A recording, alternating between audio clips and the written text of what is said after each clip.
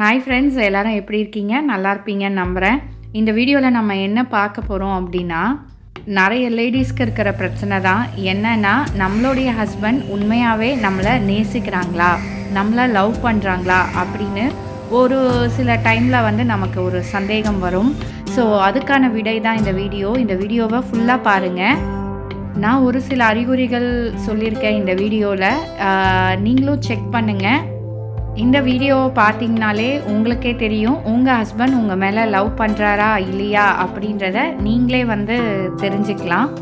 ஒருவேளை நீங்களும் உங்கள் ஹஸ்பண்டும் ரொம்ப லவ்வபுளாக இருக்கீங்க, ரொம்ப அன்பாக இருக்கீங்க அப்படின்னா இந்த வீடியோ உங்களுக்கு தேவைப்படாது. சில பேருக்கு வந்து ஒரு சந்தேகம் வரும். ஸோ அந்த சந்தேகத்தை தீர்க்கறதுக்காக தான் இந்த வீடியோ போட்டிருக்கேன். எனக்கு தெரிஞ்ச சில விஷயங்களை உங்களோட ஷேர் பண்ணலாம் அப்படின்ட்டு. உங்கள் ஹஸ்பண்ட் மனசுக்குள்ளே நீங்கள் இல்லை அப்படின்னா அவங்க மனசுக்குள்ளே இருக்கிற விஷயத்த உங்களோட ஷேர் பண்ணிக்க மாட்டாங்க. அது வந்து பார்த்திங்கன்னா ஃப்யூச்சர் பற்றின பிளானாக இருக்கலாம், இல்லை ஆஃபீஸில் நடக்கிற ஒரு சின்ன சின்ன விஷயங்களாக இருக்கலாம், உங்கள் கூட ஷேர் பண்ணிக்க மாட்டாங்க. இல்லை குடும்பத்தில் நடக்கிற விஷயமா இருக்கலாம். எந்த ஒரு விஷயமா இருந்தாலும் ஒரு முடிவு எடுக்கணும் அப்படின்னா உங்களுடைய கருத்தை கேட்க மாட்டாங்க, ஷேர் பண்ணிக்க மாட்டாங்க. உங்களுக்கு தெரியக்கூடாது அப்படின்னு மறைக்க ஆரம்பிப்பாங்க. எந்த ஒரு ஹஸ்பண்டாக இருந்தாலும் ஒய்ஃப் மேலே பாசம் இல்லை அப்படின்னா வெளி இடங்களுக்கு கூட்டிகிட்டு போகிறத தவிர்ப்பாங்க. ஏதோ ஒரு அவுட்டிங் இல்லை ஏதோ ஒரு ஃபேமிலி ஃபங்க்ஷன்ஸ் அந்த மாதிரி டைமில் உங்களை கூட்டிகிட்டு போக மாட்டாங்க. அவுட்டிங் அப்படின்றது ஒரு மளிகை சாமான் வாங்குறதோ, இல்லை ஒரு கடைக்கு போகிறதோ, இல்லை ஒரு துணி எடுக்கிறதோ அது கிடையாது. நம்ம வீட்டில் இருக்க பெண்களை சந்தோஷப்படுத்தணும் அப்படின்ட்டு ஒரு பீச்சுக்கோ, இல்லை பார்க்குக்கோ, இல்லை கோவிலுக்கோ அந்த மாதிரியான அவுட்டிங்க்கு உங்களை கூட்டிகிட்டு போக மாட்டாங்க. அதுக்காக எல்லா நாளும் வந்து எல்லா சண்டேஸும் வந்து வெளியில் போகணும் அப்படின்னு நான் சொல்ல வரல. அட்லீஸ்ட் பார்த்தீங்க அப்படின்னா மாதத்தில் ஒரு 2 நாளாவது தன்னோட ஒய்ஃபோட நம்ம சந்தோஷமாக இருக்கணும் அப்படின்றதுக்காக வெளியில் கூட்டிகிட்டு போகிறத பற்றி தான் பேசிகிட்டு இருக்கேன். ரொம்ப எக்ஸ்பென்ஸாக செலவு பண்ணலை அப்படின்னாலும் ஒரு சந்தோஷமாக வந்து கூட்டிகிட்டு போயிட்டு ஒரு ஜாலியாக டைம் ஸ்பெண்ட் பண்ணி நம்ம கூட பேசிக்கிட்டு இருக்கிறது, அதை தான் நான் சொல்ல வரேன். உங்களோட அந்த மாதிரி ஒரு ஜாலியாக டைம் ஸ்பெண்ட் பண்ணுறாங்க அப்படின்னா கண்டிப்பாக அவங்க உங்கள் மேலே பாசம் வச்சுருக்காங்கன்னு தான் அர்த்தம்.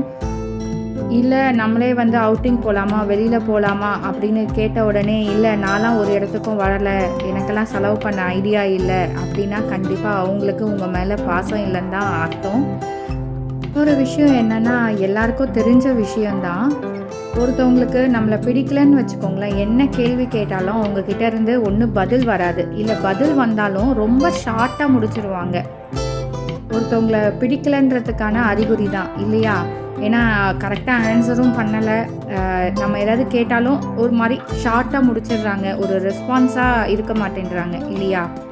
அதே மாதிரி தான் ஒரு ஹஸ்பண்ட் கிட்ட ஒரு ஒய்ஃப் வந்து வீட்டில் நடக்கிற செலவாக இருக்கட்டும், இல்லை குழந்தைங்கள பற்றின விஷயமா இருக்கட்டும், ஆமாம் இல்லை அப்படின்ற பதிலாக தான் இருக்கும்.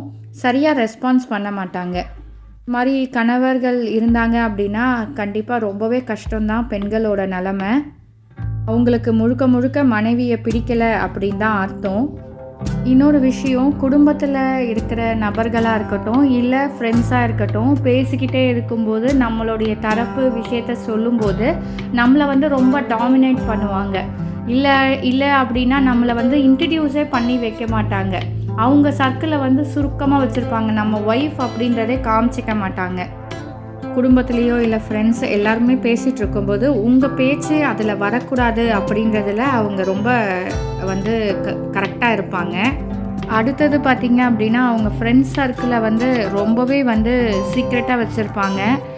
எக்ஸாம்பிளுக்கு சொல்லணும் அப்படின்னா அவங்க ஃபோனை வந்து ரொம்ப ப்ரொடெக்ஷனாக வச்சுருப்பாங்க. பாஸ்வேர்டெல்லாம் போட்டு அந்த பாஸ்வேர்ட் சொல்லாமல் அவங்க ஃபோனில் இருக்க டீட்டெயில்ஸ் முக்கியமாக மனைவிக்கு தெரியக்கூடாது அப்படின்றதில் ரொம்ப வந்து கரெக்டாக இருப்பாங்க.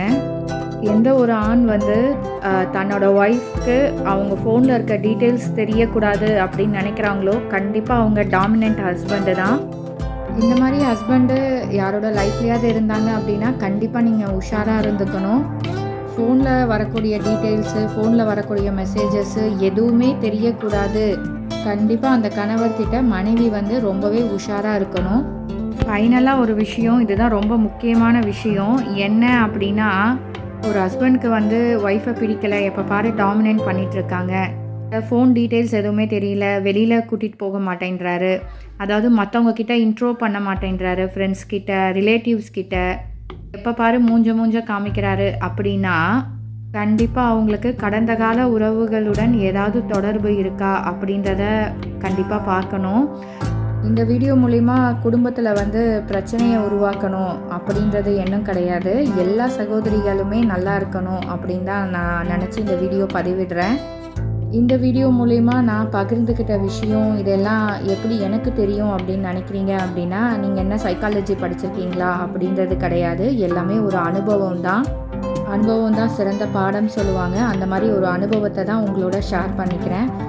நம்ம கூட படித்த ஃப்ரெண்ட்ஸு, இல்லை நம்ம ஒர்க் பண்ண ஃப்ரெண்ட்ஸு, அவங்க எல்லாம் வந்து நம்மக்கிட்ட ஷேர் பண்ண சில விஷயங்கள், முக்கியமாக பார்த்தீங்க அப்படின்னா நண்பர்கள் தான் அதிக விஷயங்களில் நண்பர்களோட பகிர்ந்துக்குவாங்க.